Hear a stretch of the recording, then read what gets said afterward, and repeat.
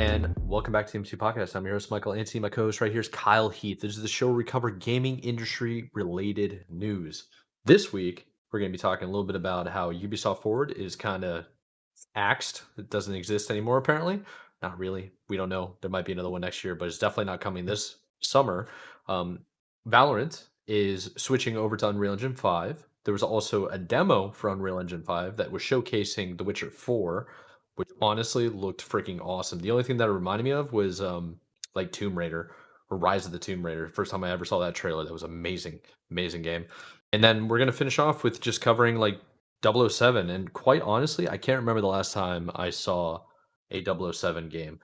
And it's gonna be a welcome change because those games used to be the best on like the N64 days and even Xbox. But how you doing, Kyle? How you been? What have you been up to? See, you said that, now you got me. You only had me thinking about the 007 like main theme music in GoldenEye, where it's like the Oh and yeah, then there's dude, like so iconic. there's a clip of that guy playing it, and he's doing like all the instruments at once. yeah. It's crazy. So And he's like, and he's like bumping. yeah, oh yeah, bumping up and down. Sorry for the people that are only listening. Oh, man, By the way, we're on so good. Spotify, YouTube, and all the other video apps. But Everywhere. the point is, it's just like I know it's like TikTok video you were talking about. I think it went viral in like during the Panini that happened 4 years ago. I think it did. And they were like, "Hey, can you make this new soundtrack for this video game? Don't just like keep it low key." He goes, "Yeah, sure, no worries." And then just creates absolute fire. Every single song is a bop. It's so sick, dude. So good. There's actually a I believe there's a video game conference, video game convention, in Greenville, South Carolina, in maybe this month or next month. It's next month. It's mid next month. That my memory is serving me. And the guy who created a couple of the old soundtracks for like Donkey Kong and also played the voice of DK for the N64 is going to be there. Let me see if I can actually remember what it is. It might be like retro game conference or something like that. You've piqued my interest. Yes, it's in Greenville, South Carolina. Let's see if I can get the actual name. Southeast Game Exchange is what it is. July 18th to the 20th. I unfortunately can't go down there. But there's a couple of people on there that I was like really surprised to see. You got Grant Kirkhope, who is the voice of DK. Shelly Blonde, who's apparently like Tomb Raider. You got Colleen, who I can't read her name. O'Shaughnessy? Colin O'Shaughnessy. That is a very Irish name. Might be the like voiceover for Tales. They have each one of these characters, or not characters, people with the respective characters next to them. There's Resident Evil, Nick Postolides. I'm probably butchering their names. And then I believe there's a Claus player, Kira Buckland. Anyways, there's like it's an entire weekend thing, and it's going to be in the Greenville Convention Center. So if you're interested in that, yeah, definitely go check it out. They also do a bunch of showcases just in the Carolinas in general. You ever pay attention to how many people are out here that are like big into video games in the Carolinas? It's There's crazy. a buttload of old like content creators. Like Mr. Beast is from Greenville, North Carolina. There's a bunch of content creators from this area, a bunch of old Halo pros that like picked off during like Halo 2, Halo 3 era. Even some Halo CE. So it's like kind of crazy how many. It's kind of a gaming centric area. Very Really weird, is. but cool. It's kind of like how Ohio just builds esports players. It's just built celebrities. Quite seriously, like in terms of esports, they got it all, man. Ohio crushes it. It's true, dude. Yeah. Very true. Anyways, what I did this week. Oh yeah. So I did I think the only thing I played was a little bit of Split Fiction. Oh yeah. I got a couple hours in. Dude. Can't wait to jump back in. I absolutely can't How far wait. did you get? Like so 2 hours in, so I think we just got, I guess, I hope I'm not spoiling much, but we just got to the part where one character is a monkey and the other is a fairy. It's probably Yeah, all anyone needs to know. dude, quite honestly, that's exactly where my buddy and I got to. And then we were like, all right, we'll put this down, we'll come back. And then we have it's been a month. We haven't been back. So I actually need to mention to him, like, hey dude, hockey season's over. You don't have anything going on right now. I'm busy as all get out, but like, jump online real quick. Let's This is start fine. It's playing fine some in an more. hour. Yeah, come on. Yeah. Yeah. Dude. Yeah, dude. No, I'm excited to jump back in though. We've been doing like the side stories and stuff too, the little like side Oh kind yeah. of stuff. We've been doing it all, and yeah, it's really interesting. I think the way they're the way they built up the previous kind of like cyberpunk style world was really Oh yeah. interesting. Like the story behind Yeah. that, I was like, it was like we were like my buddy and I were both like, okay, it's a little corny, but like the visuals and stuff is insanely good, so it kind of makes Oh up yeah. for It's one of the the. weird like kind of story they have behind it. But um, I think that's kind of the yeah, point, though. It's like it's all supposed to be surface level first, and then it's going to go deeper and deeper and deeper. yeah, That's the impression that I get because I think you're right. yeah, it's just one of those game developers where they always like there's a bigger meaning to it all. Yeah. Um, yeah. I mean, It Takes Two, dude. There were like people in freaking tears playing that game. Oh yeah. Have you questioning your reality with your significant other? It's like, what's going on, dude? I'm telling you, man. It's I don't know. It's I've enjoyed it so far. I can't wait to jump back in and continue Very nice. playing. I think it's yeah. Again, like with anything, it's like I get into it and I'm like pissed at myself for not actually like trying to make it a priority sooner. But here we are. So finally got around to it. Feeling good. I A feel couple that. hours in. We're just trying to finish sooner rather than later. It'll probably take us. It's probably gonna take us a while because we only have like a few hours a week right now we can play. So Yeah. I'm trying to do as much as we can. Yeah. The problem is just the organizational skills that it takes nowadays. It's tough, man. Everybody's busy. Everybody has things going on. Especially with It Takes Two, where, well, that style of game with split fiction, you have to have the other person available. You do? Sure It's I do. tough. Yeah, his schedules have to align and everything, so we'll see. Hoping to finish it soon, but I guess it depends on how big the sessions we can get over the next few weeks. So looking forward to it Very nonetheless. cool. See, I played that. I don't think I played anything else, honestly. I was trying to think of anything that came to mind. No Probably like Smite, even though you're wearing a Smite shirt? yeah, even though I'm wearing the shirt. No, we didn't play. Like I said, we played the week before last, but yeah, we never jumped back in. We were like joking about it. Like I think they just added Scylla to Smite 2.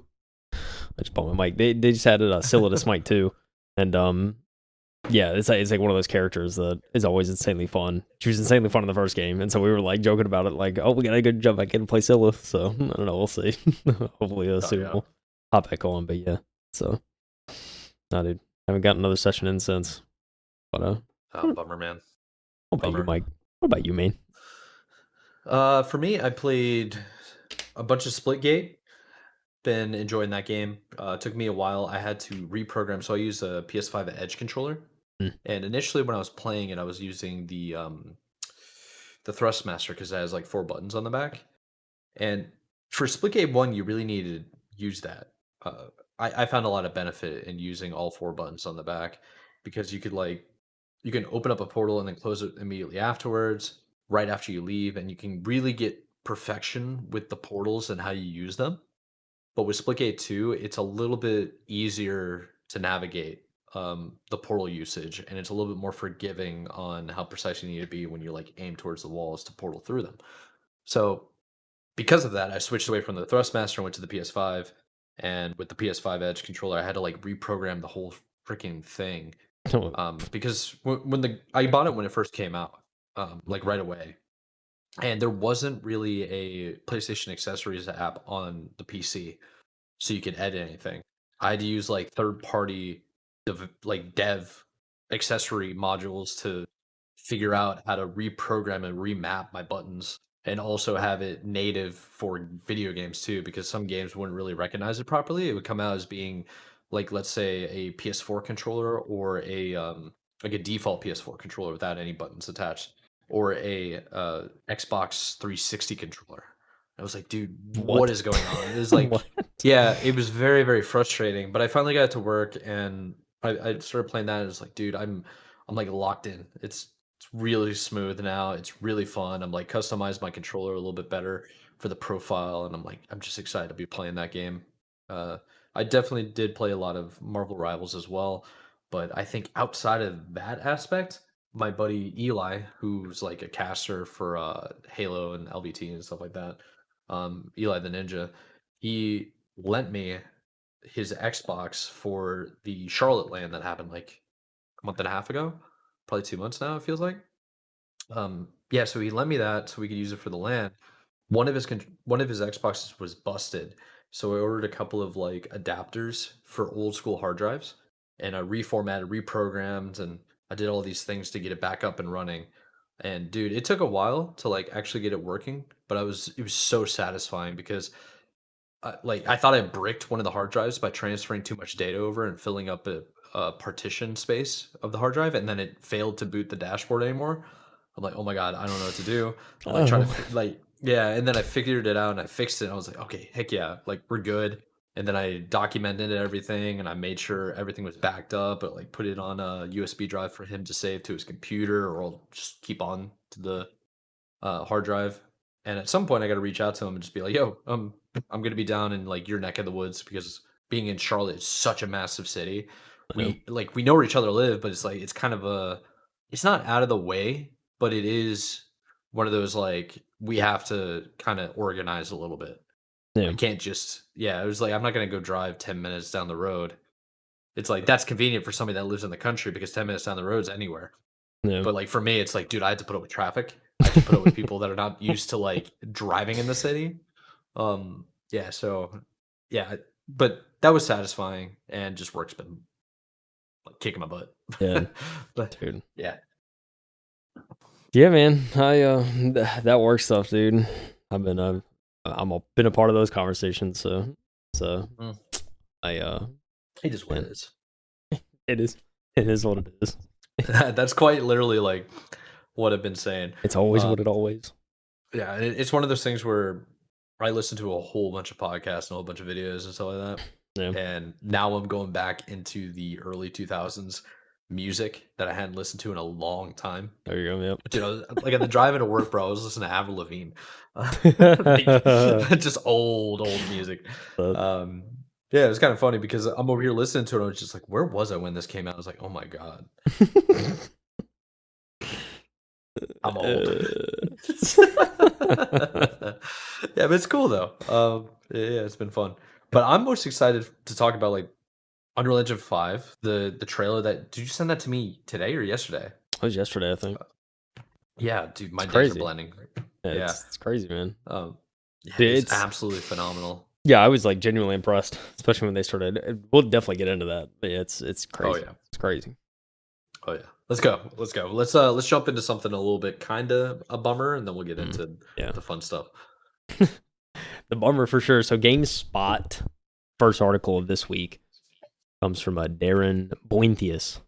Bointhius. That's a crazy last name. Bointhius. Montes? No, no, Bointhius. you're right. I don't even Bointhius. know. I don't. Darren Montuous. wrote for GameSpot. Ubisoft, however you want to say it. Their Forward is not coming this summer, the company says. Ubisoft won't be hosting a dedicated showcase this year. There'll be no shortage of developer showcases this month, but don't expect a Ubisoft to make an appearance, though, through its annual Ubisoft Forward presentation. This is the first time that Ubisoft is not holding a showcase since it began hosting them in 2020. And it'll instead have a presence at events like Summer Games Fest and the PC Game Show. We are always eager to connect with our players and showcase our games, a Ubisoft representative said to Game Files. Stephen Totillo. That's such like a Totitos? Stephen I'm kinda hungry, Tortillo. sorry. I'm sorry, Steve. We are continuing to explore opportunities to share updates. We look forward to providing more information at a later date. It's not too surprising to hear that Ubisoft won't have a dedicated showcase, as it recently announced that it had delayed multiple upcoming games. The company didn't name any of them specifically when it dropped this news during its latest earnings report, but it mentioned that some of its biggest productions are affected. Ubisoft did reveal a rough timeline for when players will see significant content coming from our larger brands. And it looks like new releases will roll out during its 2026-2027 financial years, April 1st, 2026 to March 31st, 2027, including the long in development Prince of Persia Sands of Time remake by March of 2026. As part of its cost-cutting efforts during a challenging 2025, Ubisoft made a major change to its organization. The company created a new dedicated subsidiary to focus on its Assassin's Creed, Far Cry, and Rainbow Six franchises, with Tencent investing 1.25 billion USD in a minority stake in its new initiative. Yikes. There have also been mass layoffs and studio closures at Ubisoft, resulting in 185 people losing their jobs, and the shutdown of XDefiant earlier this year, which, by the way, shut down like 2 days ago. It's like literally Yeah, it did. Yeah. it's official a couple days ago. So Ubisoft, man, didn't have jack to show. I mean, they're probably going to show some at Summer Games Fest, like they said, um, but not enough content for their own thing. Are we surprised, Mike? Are we surprised? No, not really. I mean, we've kind of been yapping the last 2 years, you think, of just how the downfall of Ubisoft has been so real. And it's only going to get worse, I think. You can't keep relying on old IPs and just hoping for nostalgia to sell. It's you got to create good products and good games. And Gotta I feel like switch there it up. is kind of like I do feel like they're unjustly targeted for certain like social justice warrior allegations here and there for certain topics, but I don't think that's the full reason why people are kind of pushing back in terms of game sales, and just not having anything for Ubisoft Forward is kind of sad. I mean, Yeah, they're going to show something off for Summer Games Fest, but how many years in a row have they been able to do both, or at least a teaser? something, right? Yeah, it's Yeah. dude, yeah, Ubisoft's down horrendous, but you can only hope that if they're gonna take this year off, you better have something smacking for next year. You're really gonna not do a showcase, man. You Jokes. cannot flop next year, or else it's over. Oh, I mean, it kind of it's sort of the beginning of the end because what happens with these companies that are so big, and this just goes across the board, not just like game developers or when you start sectioning off your company and breaking it down publicly to a certain subsect so that other companies can come in and invest, it's like they're gonna want their money back. Like Tencent coming in and saying 1.25 billion in investing in a minority stake, it's like they're buying a section of that company. And what they wanted to buy was Assassin's Creed, Far Cry, and Rainbow Six. Now, I don't think like these are all negotiations behind closed doors, right? I don't think Tencent really went up to Ubisoft and was like, "We want to give you this amount of money." I think Ubisoft went to Tencent and was like, "Hey, can you help us out? How much do you want to invest to take? Like, we're willing to share a stake of our company." And then Tencent probably came back and was like, "Well, all your other products not very good, but we'll take Assassin's Creed, Far Cry, and Rainbow Six, but you need to break that off from the rest of your products that aren't very profitable or very successful." Because if you think about it, it's like Far Cry sells almost every time, but Assassin's Creed sells regardless of the situation, and then Rainbow Six franchises. And this is coming on the heels of us just finding out that Assassin's Creed Black Flag, Assassin's Creed 4 Black Flag might be having a remaster. Yeah, Yeah, it's like who kind of pushed that? Ubisoft's not really super known for remasters, are they? I don't think so. I don't think so. I mean, where's our Splinter Cell remaster? How many times have we been blaming that? There was rumors this week that apparently like people have actually been seeing there's like But something going on with Splinter Cell that actually looks but decent. but that's what I'm saying though, is like if Tencent didn't get involved with their investment and get a stake of the company where they can basically kind of force feed decision makers' hands, like, you know what I mean? Would there be a possible remaster or remake? That's kind of my take. Yeah, that's a good point. Yeah, I think I mean there's a chance that it couldn't have happened at all. Um but yeah, I mean they need something. I mean, I think with Assassin's Creed, it like at least last Assassin's Creed Shadows didn't perform horribly. No, It still did well enough. So there's it's like one of those things like yeah, you could slap the IP and it's but like I think the cells and stuff and like how it performs is just good enough. It's not unless you really like go crazy and innovate.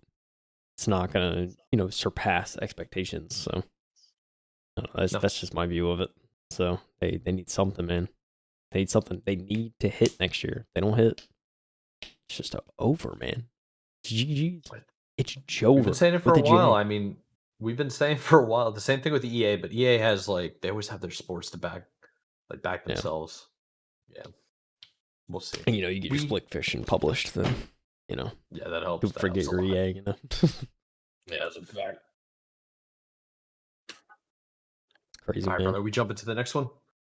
Talk about the Valorant. Valorant. All right, so this was come from Tom Warren. We have covered him countless times. If you don't know, he's been an editor and publisher and writer and all these different things for the last like 20 freaking years.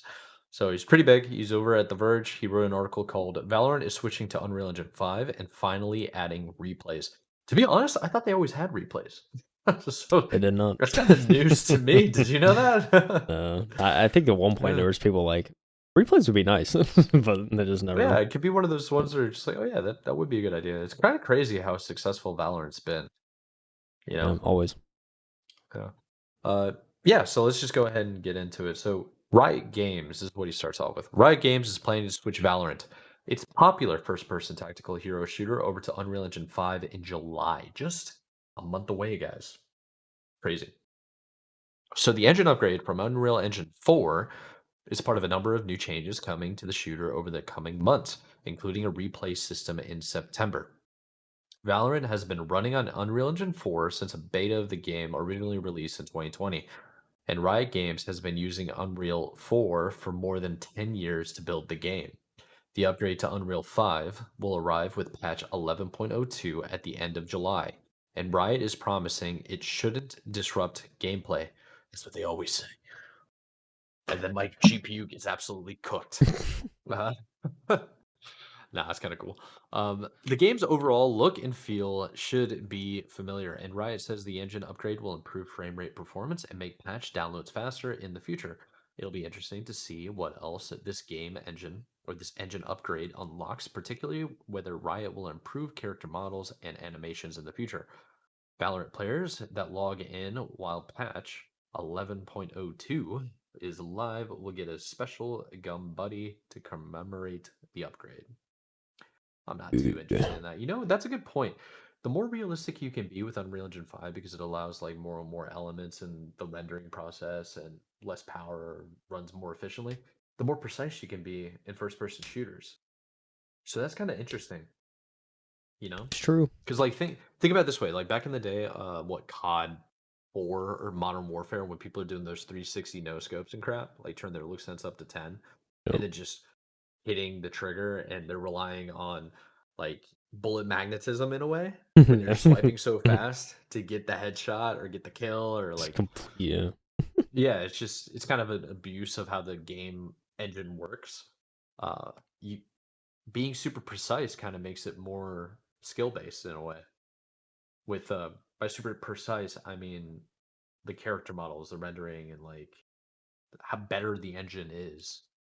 At that point, it's quite literally only the internet that's the issue, skill issue.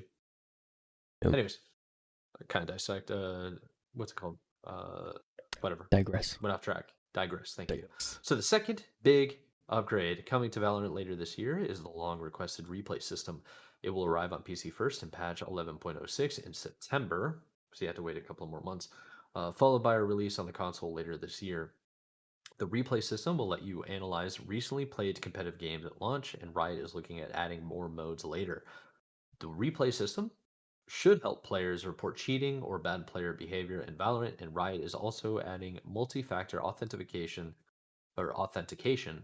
to the game to help with smurfing in the competitive modes, where higher ranked players log into accounts to boost them. Oh, come on.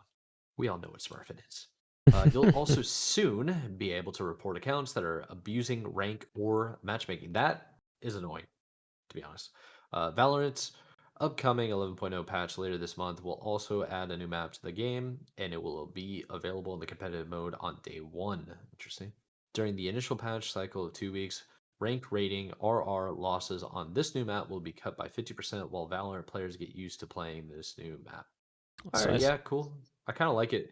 It is sort of wild though. Like if we think about this, they have a kernel level anti cheat, and now they're worried and asking you to do two-factor authentication. That's And dude, wild. And what I understand, they're also working on a AI program that's going to be used to profile who you are as a player to get rid of smurfing altogether. And they're testing it out on Valorant. Yeah. Looking for play Eh, patterns. What seems off? What seems a little too robotic? Bam. Yeah, it's It. like they land exactly on the same coordinates on the same place on somebody's head every single time. It's like, Something is sus. Then you're gonna see whatever. articles. Pro gets banned. You're like, what? Yeah, it is kind of wild. Top comment, one of the top comments that came out like 5 or 6 days ago, like last week. Valorant on Unreal Engine 5 before Rocket League Unreal Engine 5 is diabolical. And they're not wrong. Imagine Epic Games going out and buying Rocket League and putting it on Unreal Engine 5. That game's just might be too old because it came out like 2014. I think the That's first a Rocket pretty League. old game. Yeah, that's not. It's probably not as easy to upgrade. I'm sure by now, dude. It's been 10 years. They have to make a new one. They have to. It, I mean, yeah. I'm kind of shocked there isn't a successor. Yeah, man. On. It doesn't make sense. Yeah. Where's my Rocket League 2? Where is it? What would you even call it? Like, would you call it Rocket League 2? Pocket Rocket. That's something else entirely. I guess forgive me for trying to spitball. You know what I'm saying? Yeah, I'm trying to think. Like, what's the successor to a league? Rocket Champions. Yeah, no, I don't like your ideas. Let's move on. Do you watch competitive Valorant at all? I haven't in a long time. I used to, but I haven't in years. How do they do replays in Valorant, like competitive leagues? Well, like I mean, I think in competitive they would just like have a constant recording going. So if they were to reshow a play, I mean, they probably just have someone cutting in real time, and then just said, "All right, here's your clip," and just play it on the stream, and it's like that's what we just saw kind of thing. That's true. You could do that. That's kind of what they've always done in most like shooters back in the day. Yeah. It's just a whole lot of effort. Yeah, I mean, it's a lot, yeah, but just how it is, man. It's all you got sometimes, Just yeah, true. I think there's like a pretty sure there is like a theater mode too. So I mean, I guess you can go back and check your gameplay and stuff like that. But can you spectate as well? I think there was a spectate. Like if you die and stuff, like obviously you spectate. Yeah. Is there like a external spectate like outside of match? I don't know. I mean probably for competitive setting, sure, but yeah. I don't know if there's like, yeah, maybe in custom. I don't know. I would assume, but it's kind of crazy. Look, I think, especially when we talk about the Witcher stuff, I think this will make a lot more sense too. Is in terms of like the performance improvements that Unreal Engine 5 can provide, and like how it's like the level of detail and fidelity it provides and the optimization they've achieved to like hit this level of graphical fidelity, but still maintain a very high frame rate. It's getting crazy. It's getting more and more impressive as Unreal Engine 5 is upgraded. So I totally believe them when they say that the performance improvements will be had with this upgrade because it would make a lot of sense. Yeah, let's go ahead and dive into The Witcher 4 so you can talk about the rest of the upgrades that are coming to Unreal Engine 5 and maybe Let's even like talk show about some of it. Let's talk about it. I pulled this from Video Games Chronicle. I originally pulled it from The Verge, but then they wanted me to pay for the article. Like, we don't do that here. What do I look like? Anyways, Witcher 4 tech demo shows off footage running at 60 FPS with ray tracing on, get this, a base PS5. Not even a Pro mic, a base PS5. That is pretty insane. Yeah. The demo shows how it does, dude. The demo shows how the game could look on a standard PS5. It's important to keep in mind, and they talk about this as well if you actually go and watch the footage. But this is very much a tech demo. It's not a part of the game at all. It's just showing off aspects in the world of what Witcher 4 could be. So it's very, they always preface it with that, and it's like, this is a tech demo. It's obviously we're nowhere near done with the game. Just giving you an idea of where we're at with Unreal Engine 5 and how, and this thing, I mean, couple years from now, probably won't get this game for another couple years, and I assume it's going to be probably even better than this by the time we get there. So it's kind of wild that we're here already, anyways. Gameplay-based tech demo of The Witcher 4 has been shown off during an Unreal Engine showcase. The State of Unreal presentation opened with CDPR developers taking the stage to show a technological showcase set in the world of Witcher 4, running on a PS5 with ray tracing enabled. There's been some updates article. I'll talk about that later. While it wasn't confirmed that what was shown was actual gameplay, which I think they later said, I'm trying to see the updates. CPR has confirmed to VGC that they have that what was shown wasn't Witcher 4 gameplay, but a tech demo set in the Witcher 4 world. Yeah, so that's like one of the updates. That's what CDPR, because I remember hearing that. Like CDPR is like, they were very upfront about like, look, this isn't gameplay. Like we're showing you what the engine's capable of, and that's it. Yeah. So it's like, don't get too excited. Because it looks so sick. Yeah. So the demo shows Ciri, the protagonist of the next game. Make sure my phone didn't go off. Every time I say that, I'm just like, my phone's gonna listen to me. Protagonist of the next game exploring a town in the land of Kovir, which CDPR confirmed will serve as a setting for the next game and interacting with NPCs. The demo was used to highlight the power of Unreal Engine 5, which can render significantly more complex scenes while costing less from a power perspective. Unreal Engine 5 could also build far more complex sets for players to explore, as shown off via a market with detailed stalls and other objects. Epic didn't show off how the game's animation system has been redesigned, using the example of Ciri getting on her horse. No matter which angle the player approaches the horse from, the game will adapt and produce a bespoke animation that looks natural. Yeah, it's showing a little bit, but yeah, the horse stuff's kind of cool. I mean, like you see like the muscle movements of like the horse makes and how the texture, the textures are really kind of shown as the horse moves. I did see comments of people talking about this, and that's a good point. Like there was something similar shown whenever Red Dead 2 came out, so it's kind of like Rockstar was a little bit ahead of the game on that. But I mean, it's cool to see, I guess, Unreal caught up. So we started our partnership with Epic Games to push open world game technology forward, said CDPR co-CEO Michael Nowakowski. Crazy. Nowakowski? Yeah. To show this early look at the work we've been doing using Unreal Engine running at 60 FPS on PlayStation 5 is a significant milestone, a testament at the great cooperation between our teams. But we're far from finished.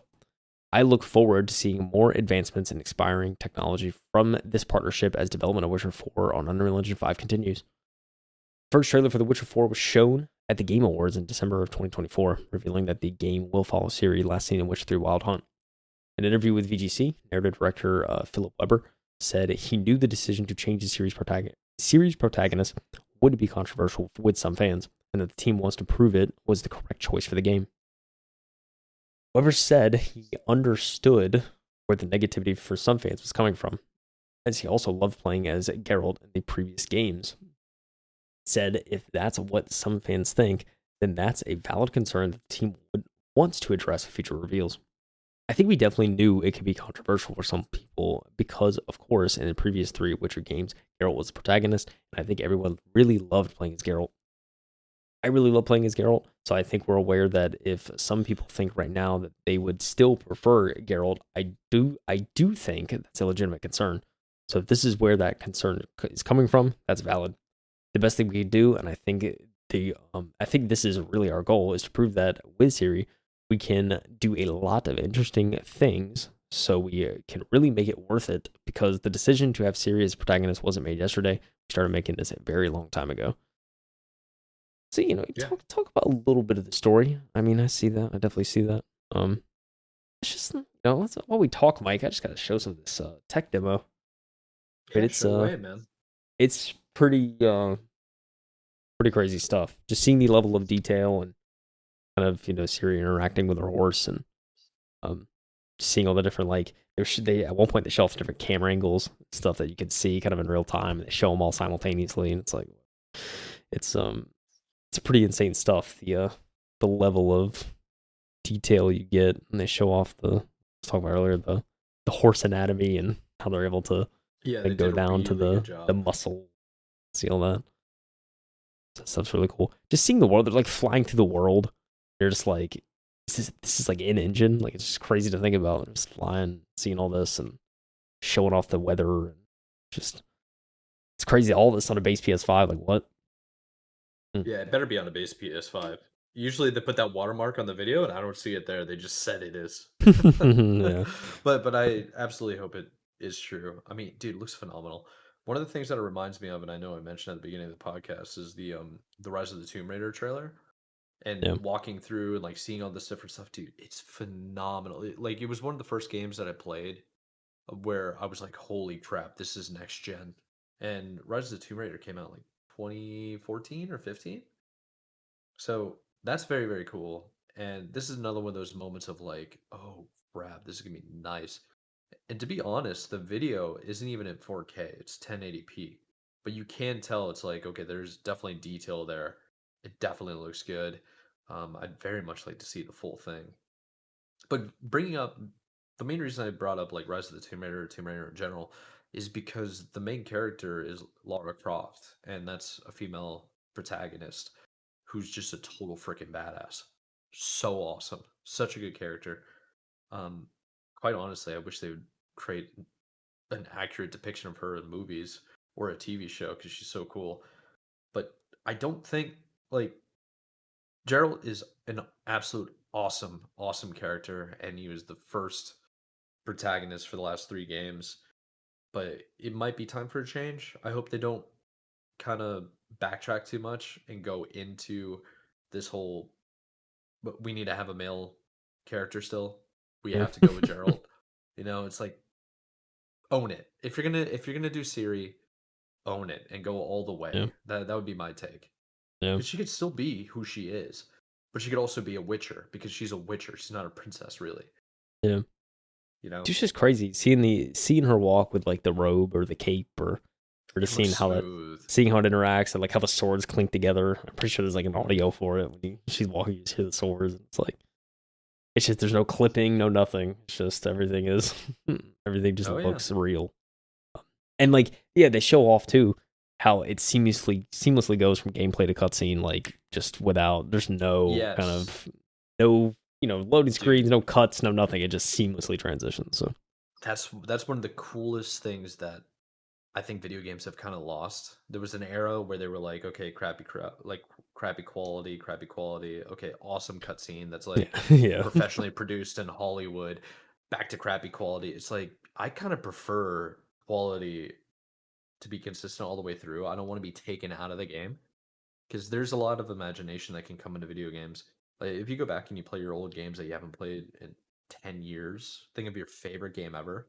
You'll go back and be like, "Oh, wow, the graphics are like kind of bad, but the story's still good, the yeah, gameplay feels good, but like this kind of looks like trash."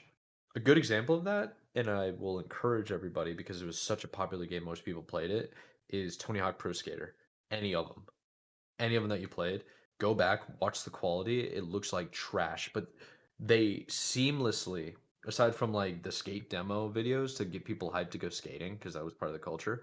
But like, if you played American Wasteland or the ones with Rob, what's it called, Bam Margera being the main like figurehead for the Tony Hawk Pro Skater lineage before his whole arc went downhill, he was like the host for like American Wasteland, yeah, and it was the same quality the whole way through, including the cutscenes. And for me, that sticks with me better yeah, than branching out and doing the production stuff.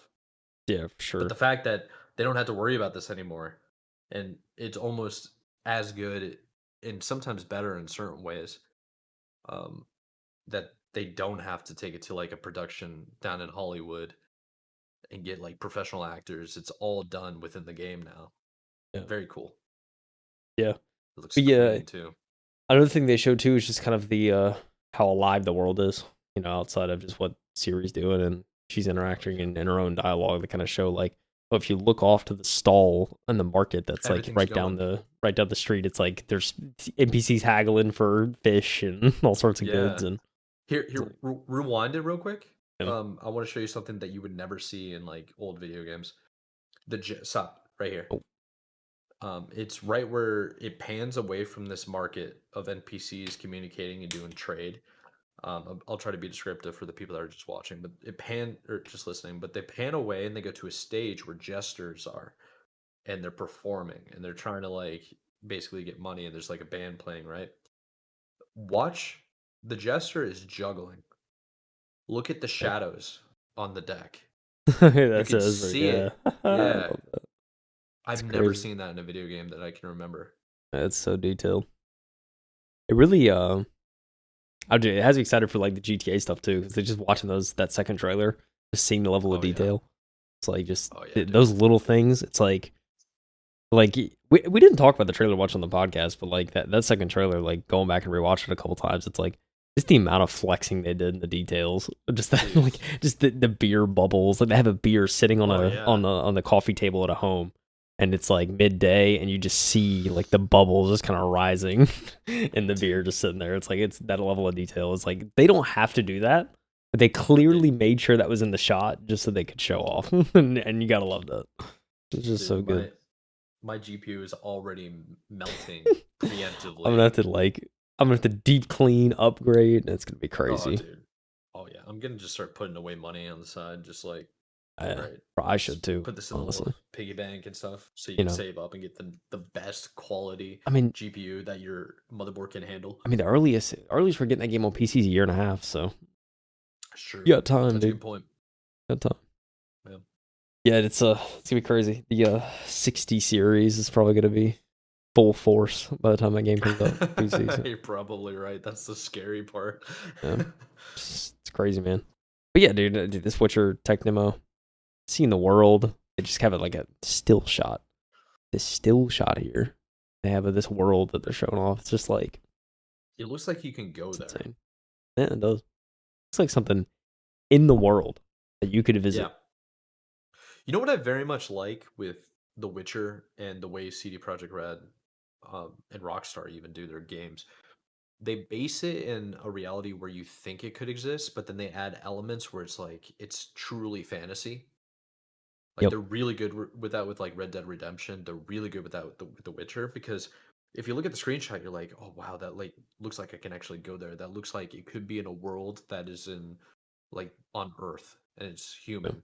But then you really look at it, it's like that looks like nothing in the world. It's just inspired enough that it looks like it could be part of your like universe Yeah. and your reality. And it's like, but it's fantasy. It's such a cool concept that their artists do. Yeah. Um, it I know seems to what be you a mean. theme with everything they do. Yeah, I know what you mean. It's finding that balance, and they do it well. So Oh yeah. it's I don't know, man, dude. Yeah, just after watching this, especially like from a performance standpoint, just seeing this on a base PS5, it's like when I was watching it, and Yeah, they yeah. said this is on a base PS5, and just like 60 FPS ray tracing on a base Yeah, PS5. Like we're there, we're here. Um, I guess so. it's like it's one of those things like the engines is starting to tailor to the hardware we have, and they're not trying Finally. to like go Finally. above and beyond, break everything. It's like Brother. we need to stay within our confines. Like these GPUs, they're getting too big for the britches. We gotta Yeah, man. optimize the software around it. That's the only thing we control right now. So a You know what it reminds me of? Holy crap. You ever watch Dragon Ball? Dragon Ball Z? little bit, Okay, so there's a a bit. scene where basically they go Super Saiyan and then they're trying to break through, go past Super Saiyan and go to Super Saiyan 2, but the earliest form they can get is like these big, bulky, super powerful, like Super Saiyan versions that Yeah, it's like crazy powerful, surpasses, but they don't have the mobility. It's not until Gohan figures it out that he can maintain his physical like stature, like what stature, yeah, and then branch out and still be super powerful and super fast. And I think that's where we are with GPUs. But they need extra power. They have to yeah, be super sized. They take up way too much space in your like your cases, yeah, and they demand insane amount of performance out of them for games that are like it can run a play on a PlayStation, yeah. and I'm using 90% utilization. Like, what's what? That doesn't seem efficient. Where's your optimization? Yeah. Yeah, it's so funny. It's true. Very true. Speaking of upcoming games that we just talked about, we have a new one. Yeah. So I'm pretty excited about this one. This is gonna be interesting to talk about. So it's coming from a PlayStation blog this week. They're unveiling 007 First Light. Dude, when was the last time there was a 007 game? I honestly cannot remember. I'm a I huge can't, 007 fan, just in general. can't I've either. watched all the movies, played all the games. There was a Absolutely love it. yeah, there was I think there was one on the Wii. I think Quantum Solace or something on the Wii. I remember that. Quantum Solace was a fire game. When was the last 007 game? Let's So see. insane. 007 Legends in 2020. Come on. Come Come on, on, guys. let's have an Come on. actual Give game. me. Let's be real. Yeah, what is this? A card game? Holy crap. No, 007 Legends came out in 2012. And before that, it was 007 Bloodstone and then 007 Reloaded. So 007 Legends was PS3, Xbox 360, Windows, and Wii U. My goodness. That is Untapped so market. funny. That's what I'm I hearing. don't remember this game at all. It had Daniel Craig in it. Everybody hated him for some reason. A bunch of haters. They don't like blonde people, man. I'm telling you. Anyways, uh, let's get into it. So, 007, First Light, IO Interactive's James Bond action adventure game. So, today, as of the time of this blog post, today is a special day for us at IO Interactive. During today's State of Play, we officially unveiled 007 First Light, our upcoming third person action adventure game centered at a standalone reimagining of James Bond's origin coming out in 2026. You can watch the trailer below to get the first taste of what's to come in 007 First Light. And for those of you that want to go to check out the trailers and this is your first time hearing about it, links in the description below. Click on YouTube, all that kind of stuff. By the developers of Hitman. Hitman, honestly, super popular game. So to have IO Interactive working on the 007 game is an incredible honor. To be able to harness all the expertise or experience and craftsmanship we have been honing for the last 25 years to create a James Bond adventure is a unique journey for the studio, and we are thrilled to have this opportunity. So Sony is pretty stoked. So earn the number. This is Bond as you've never seen him before. The youngest Bond fans have ever met.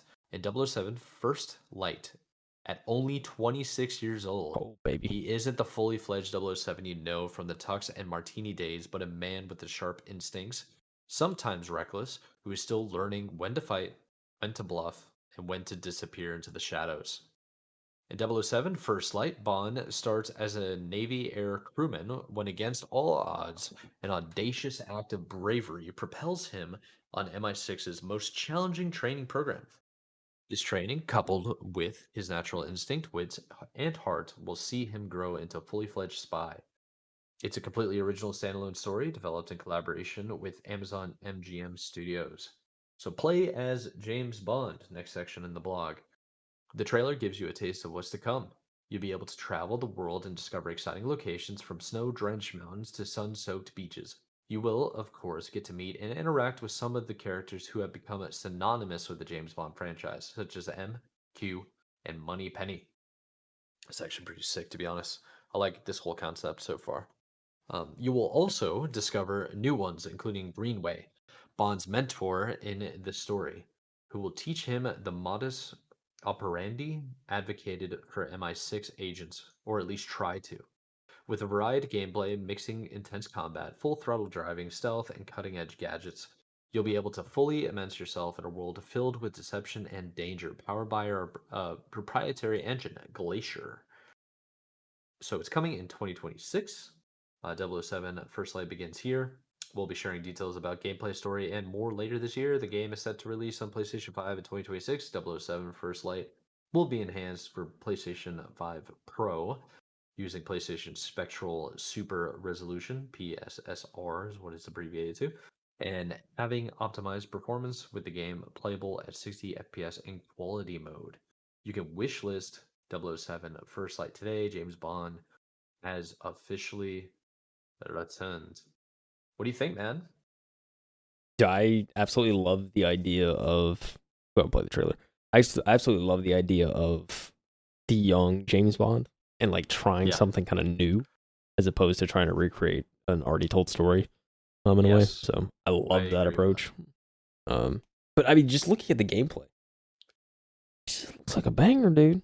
This looks like It looks quality like a total AAA is what this looks like. yeah. So Update that what's it called, that quality. It goes up to 2160. Ooh. I don't think it really matters because you're recording in like 1080. Yeah, I right? only have 1080. Yeah, 1080 is all that matters Yeah, to me. so what's the point? Yeah. But I mean, the compression on a 4K video at 1080 is way better anyway, so That's a it's a good good point, yeah. 1080. But yeah, just seeing this, I mean, I think like when I first saw like because when they first showed the trailer, like I wasn't like fully paying attention, so I saw like I saw this interaction between these two people, and I was like, oh, this looks interesting. Kind of looks. I wasn't sure what it was at first, and then they showed James Bond. I was like, oh, this is the 007 game. That was rumored. Yeah, it just looks really good. It looks interesting. Looks like a good take.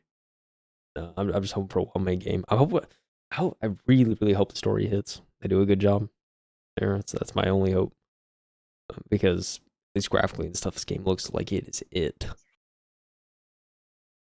Yeah, I'm hoping it looks good too. I'm wondering what era they're in though. Does it explicitly say? I'm just trying to guess based on like the clothing, what everybody's got, and then the vehicles. It's kind of sort of all over the place because we just saw like a brand new Range Rover. Yeah, But then there's other scenes where it's like, I don't know, maybe it's a modern take in yeah, a maybe. more modern era. This is gonna be very much like a canon kind of attitude, I'm sure. But it does look fun. It looks pretty cool. The cutscenes look sick. Maybe this could be a more intense version of the Splinter Cell game that I've always wanted. Or it could just be similar to Hitman, because it is from the makers of Hitman. Yeah, same studio, so yeah, it probably would lead a little more towards Hitman, I'd say, but I don't know, man. I'm curious to see what the studio does since they do Hitman. Kind of like change of Yeah. pace on a new IP for them. So, yeah, dude, I'm fully intrigued. Can't wait to see more gameplay.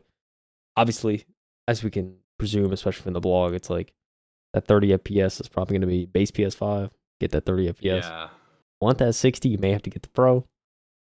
But hey, Yeah, but it did say it's in quality mode at yeah, 60 FPS. That's a pretty big deal. yeah, Um, yeah. Pretty big deal. I'm sure they have like a performance mode that does do the quality. But the fact that they're like, yeah, it's still gonna look good at 60 FPS, that's pretty cool. Yeah. I mean, the only thing that could hold it back is using the Glacier engine. Probably the only thing that has the potential to hold it back. Honestly, It ain't no you Unreal. might be right. But Yeah. I mean, it still looks really good. I mean, graphically, so it's really just performance would be kind of like a thing where it's like, all right, I want to see some gameplay before I Sure. give a full opinion. I think. Honestly, too, it's going more and more into that scope of uh, PlayStation IPs are kind of what matter, and like how long we always had Spider-Man always on the PlayStation, or was it God of War or Last of Us? These games that are solely on the PlayStation are going to sell. I think 007 has the potential to be another one of those IPs. I mean, it just looks good, dude. And I'm excited because they're kind of selling me on the story. Yeah, no, it's a take that I think could work, assuming assuming the gameplay's good. So, yeah, that's got me excited too. It's not just. I'm glad it's not just retelling one of the main stories. I think just giving the studio and the writers a chance to sort of reimagine his younger years and get a side of James Bond like we really haven't seen on movies or TV or anything. I think it's definitely piqued my interest for sure. Heck yeah, man. I agree. It looks good. I'm just that one's kind of got me excited. Also, The Witcher 4 has me super excited, although we're probably gonna have to wait like another couple of years. Yeah, They're over here just like, yeah, check it out. We're doing this in Unreal Engine 5. And I'm sure a couple of interns had the task of exporting the actual game files into this area and then coming up with some type of strategic plan. Yeah. So to like showcase Perhaps. the model. Yeah. So this is the thing. There was a PlayStation State of Play today.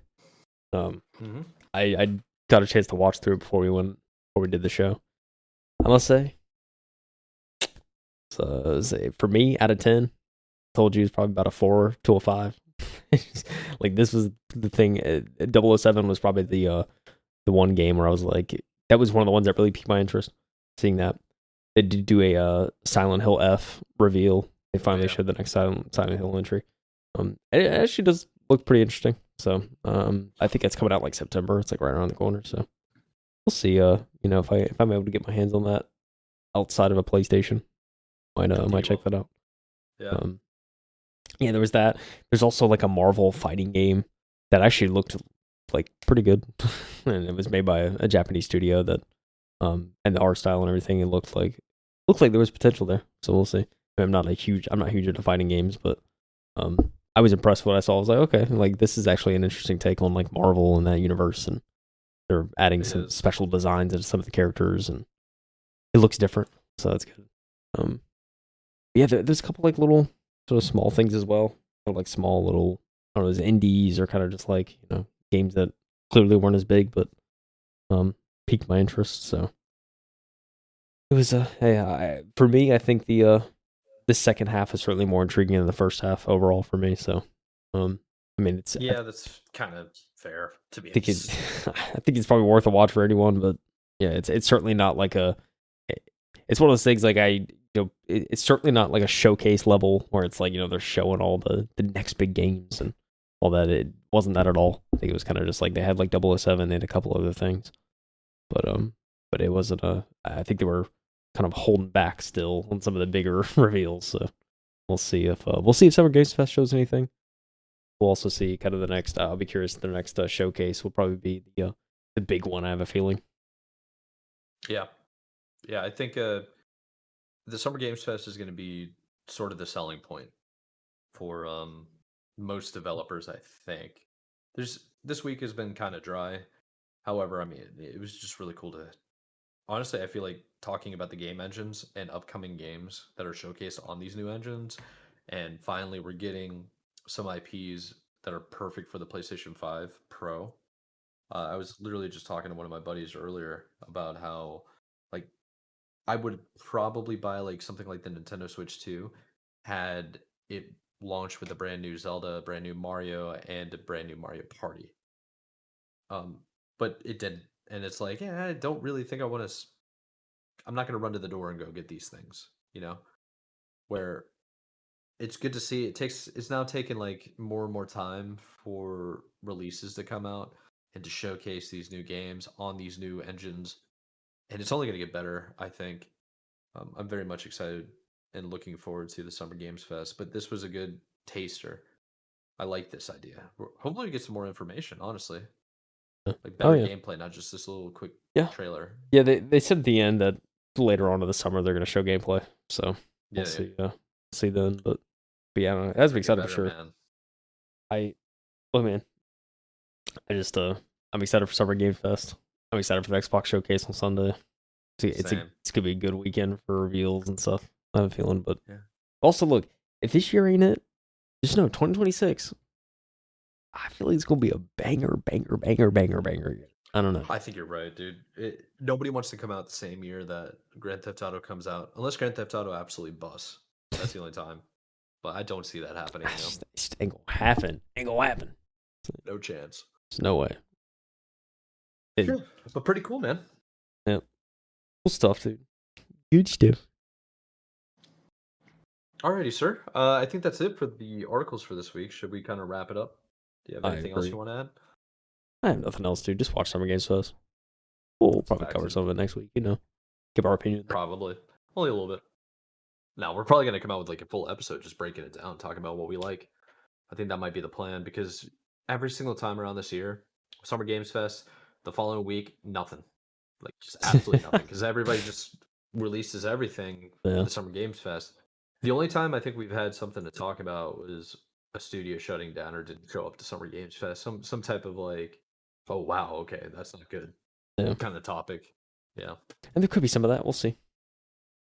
Mm-hmm. Mm-hmm. All right, brother. So let's let the people go and remind everybody, first of all, if you want to check out anything that we did cover, links were in the description below. You can check those out. It'll take you to the articles that we covered that you saw on screen if you're watching on video. Um, like, subscribe, follow, all those things. Social media links are in there too.